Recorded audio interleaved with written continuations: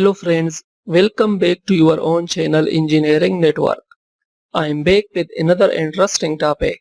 So in today's lecture I will be talking about 6 important tips for the design of RCC slab.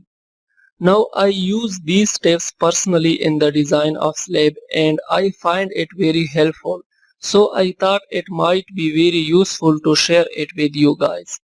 So these tips are based on ACI 318 and IS 456 specifications. So in today's lecture, I will explain these 6 important tips used in the design of RCC slab. And I am sure that if you watch this video till the end, then it will clear all your concept and after that you will be able to easily design an RCC slab as well. But before that, if you haven't subscribed to my channel yet, then please click on the subscribe button and also press the bell icon so that you will never miss a new video from Engineering Network. Okay, so today's video is about 6 important tips that are used in the design of RCC slab. So without wasting any further time, let's move forward and start with tip number 1. So the tip number 1 is about the size of steel bar used in RCC slab.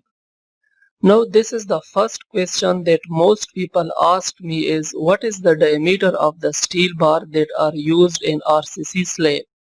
So the tip number 1 states that use minimum of 12 mm diameter of steel bar in RCC slab. And this is the minimum diameter of the steel bar. And you cannot take steel bar with less than 12 mm diameter in slab. So remember this point, okay? Now as I am talking about the minimum diameter of the steel bar, you must be thinking that if 12 mm is the minimum diameter of the steel bar, then what should be the maximum diameter of the steel bar used in RCC slab? So the tip number 2 is about the maximum diameter of the steel bar used in RCC slab. So tip number 2 states that the maximum diameter of the steel bar used in RCC slab should not be more than D by 8. Now here D is the depth or thickness of the slab, okay? Now you must be thinking that don't we have any specific number for the maximum diameter of the steel bar in slab? Well, the answer is no. We don't have any specific number for the maximum diameter of the steel bar in slab because the size of steel bar depends on the self-weight of the slab. For example, if the depth or thickness of the slab increases, then it is obvious that the self-weight of the slab will also increases. And for that we will increase the diameter of the steel bar as well in order to increase the strength of the slab so that it can bear the coming load and transfer it to beam safely, right? So the maximum diameter of the steel bar used in the design of RCC slab should not be more than D by 8. Suppose we have got a slab and its depth or thickness is 125 mm, okay? So the maximum diameter of the steel bar that should be used in the construction of this slab will be D by 8. Here D is 125 mm. So 125 divided by 8 and it will be equal to 15.6 mm. And let's just take it as 16 mm because there is no steel bar with 15.6 mm diameter available in the market. So now we can say that this slab will have maximum diameter of steel bar which is 16 mm.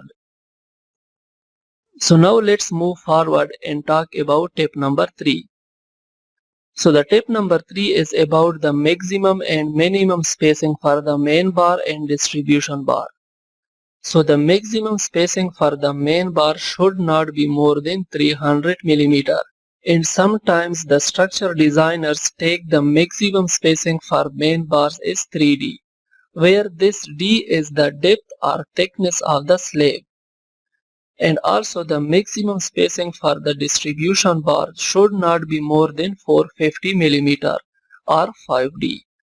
Now you must be thinking that if there is a fixed value for the maximum spacing for the main bars and distribution bars, then why we have to use 3D or 5D, right? Well, these tips, as I told you at the start of this lecture, is based on ACI 318 and IS 456 specifications. And also, most structure designers prefer to calculate the spacing for main and distribution bars by using these formulas so that there will not have any structure failure in the future, okay? So that's why it is recommended to always calculate the spacing for reinforcement. So this is about the maximum spacing for the main and distribution bars. Now let's talk about the minimum spacing for the main and distribution bars. So the minimum spacing for the main and distribution bars should not be less than 75 mm, and this is same for both main and distribution bars. So you cannot take less than 75 mm spacing for steel bars in the RCC slab. Now let's talk about tip number 4. So in tip number 4, I will explain the most asked question, and that is what should be the depth or thickness of the slab. So the depth or thickness of the slab will be from L by 20 to L by 25, where this L is the effective span length of the slab. Suppose I have a slab and its effective span length is 6000 mm or 6 meter.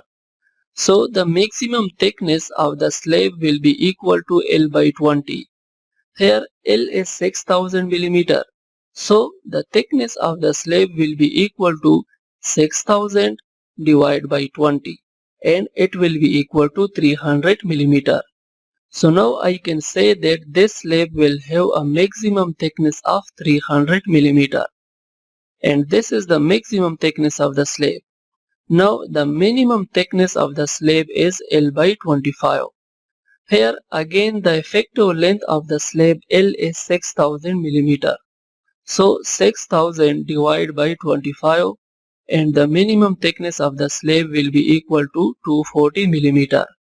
So now I can say that this slab will have a minimum thickness of 240 mm and maximum thickness of 300 mm. Now let's move forward and talk about tip number 5. So in tip number 5, I have talked about the reinforcement requirement for a particular slab, that how much steel should be provided in a specific slab, okay? So as per ACI 318 and IS 456, the percentage of reinforcement for slab should be from 0.1% to 0.9%, okay? It means that I cannot take steel less than 0.1% and more than 0.9% to the surface area of the slab. And at last, the tip number 6 is about the clear cover. So IS 456 states that the clear cover or concrete cover for slab should be in between 20 to 30 mm. So the clear cover should not be more than 30 mm for the slab. So these are the 6 important tips that are commonly used in the design of RCC slab. I hope that this lecture will clear your concept, and if you find this video informative, then please like this video, share it, and subscribe to my channel. And also press the bell icon so that you will never miss a new video from Engineering Network. See you in the next video.